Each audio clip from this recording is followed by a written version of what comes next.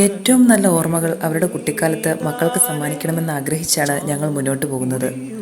അതിന് കാരണം എന്താണെന്ന് വെച്ചാൽ, നമ്മൾ എവിടെയായിരുന്നാലും ഏത് ലൈഫ് സ്റ്റൈലിൽ ജീവിക്കുന്നവരാണെങ്കിലും ഏറ്റവും നല്ല മൊമെൻറ്റ്സ്, ഏറ്റവും നല്ല മെമ്മറീസ് ലൈഫിൽ എക്സ്പ്ലോർ ചെയ്യാൻ ആഗ്രഹിക്കുന്നവരാണ് മിക്കവരും.